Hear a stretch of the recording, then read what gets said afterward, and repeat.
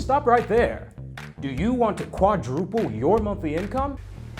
Sure. Well, then I have a once-in-a-lifetime investment opportunity for you.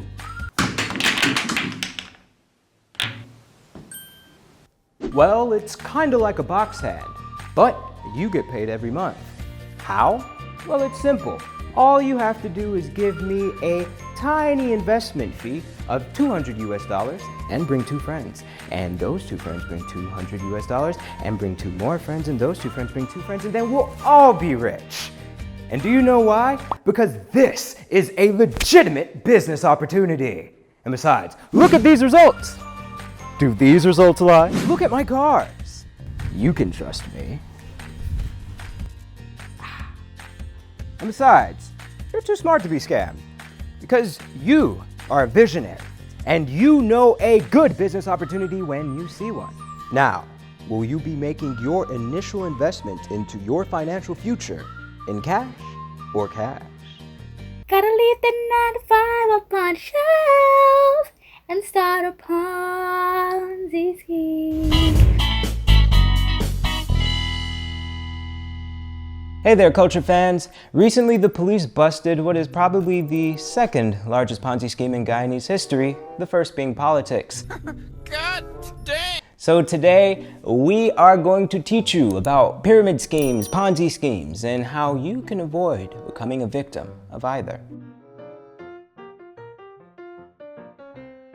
So, of course, for as long as we've had money, we've had dishonest schemes to get it. But the name Ponzi scheme came about much later, 1920 to be exact. In 1920, Charles Ponzi, an Italian-American conman, ran a huge and well-publicized scheme based on the resale of postage stamps that went on for less than a year. But in that time, his company raked in $20 million, or approximately 193 million US dollars in today's money. So now you might be wondering, why were these people just giving this con man their hard-earned cash? Well, at the time, banks were offering an annual interest rate of 5% on deposits, but Ponzi guaranteed investors a 50% return in just 90 days. So, yeah. Ponzi initially bought a small number of international mail coupons to support his scheme, but he quickly abandoned this plan when he realized that he would have to buy, transport across the Atlantic Ocean, and resell a literal shipload of stamps every month. So he switched to just using the incoming funds from new investors to pay purported returns to earlier investors.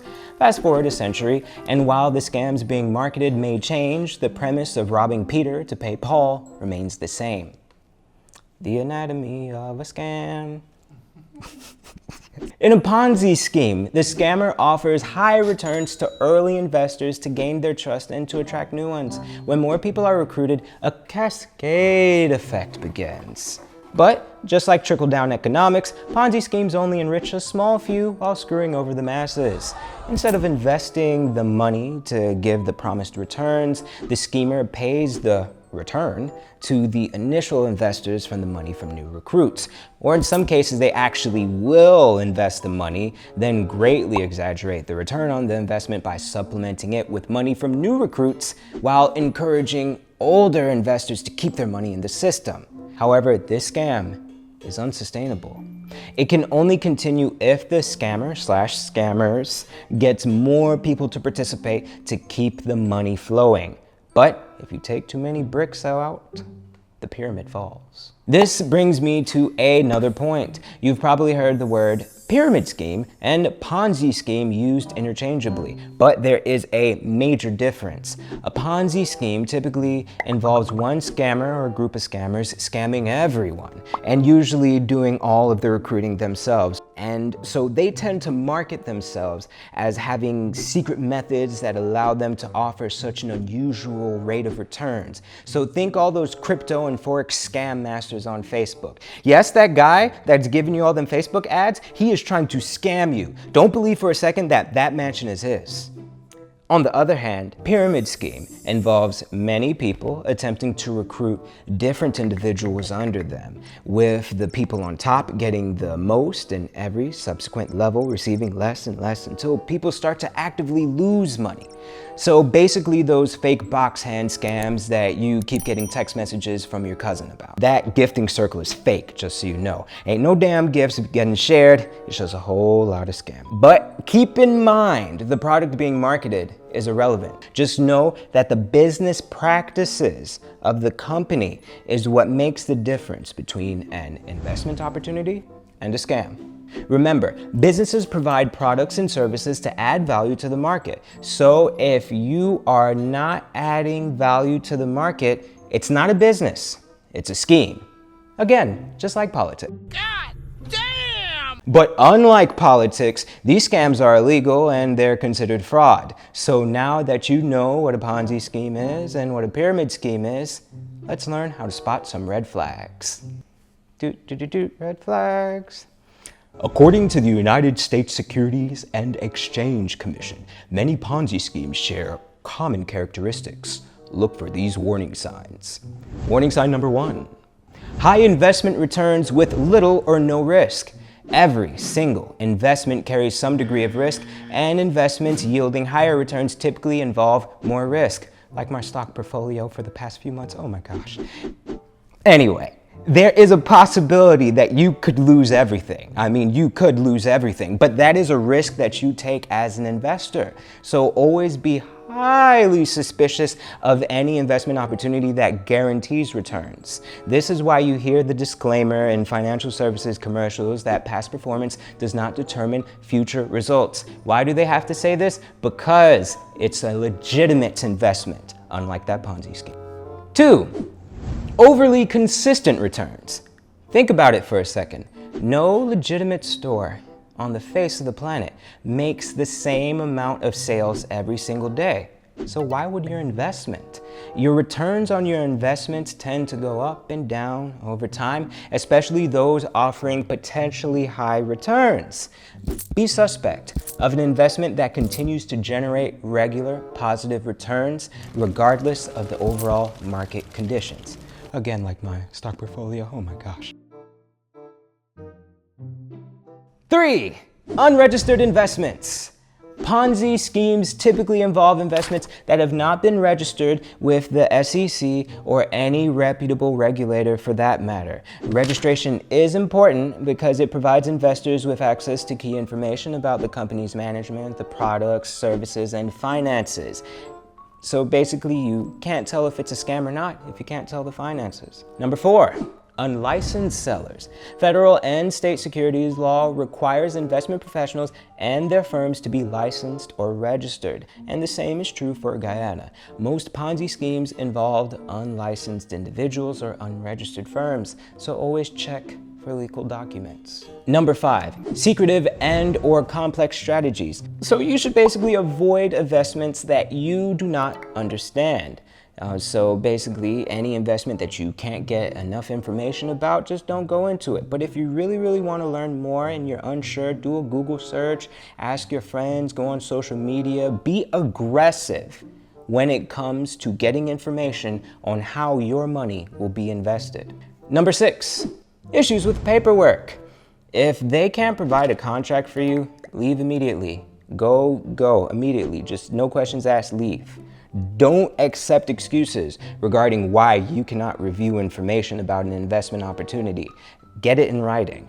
Also, account statement errors and inconsistencies may be signs that funds are not being invested as promised. Number 7, difficulty receiving payments. Now this is a big one. Of course this is a big one because we're talking about money here. Now, so you should always be suspicious if you do not receive a payment or if you have difficulty cashing out on your investment.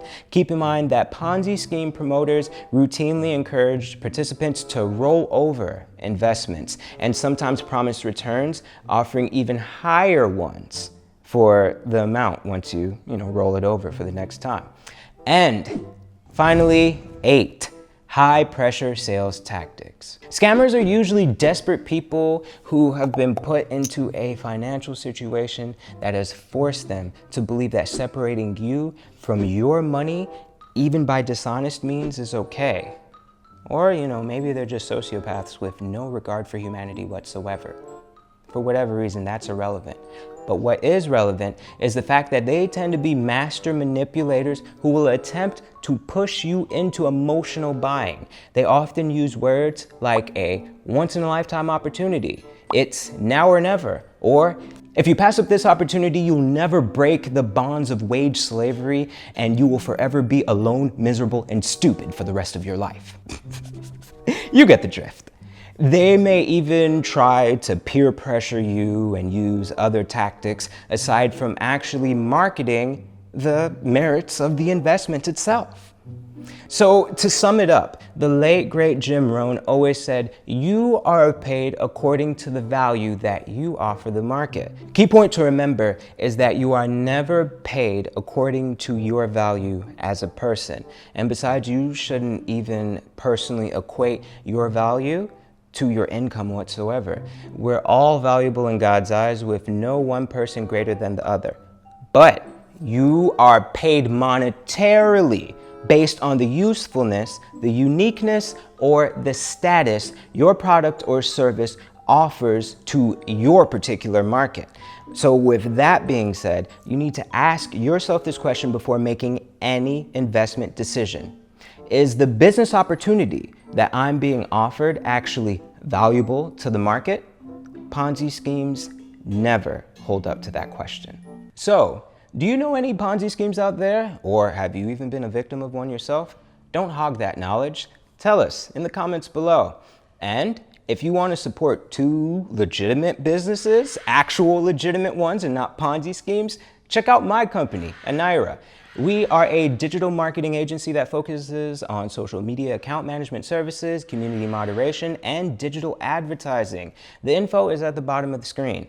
Also, if you need anything digital, from photography to logo creation, you can contact the man that brings the vision of this show to life. Of course, I'm talking about the co-producer and videographer, Dominique Gittins. If you enjoyed what you've seen here and you've been watching us and you really love what we do and you'd like to see how he can even help improve your brand, contact him today.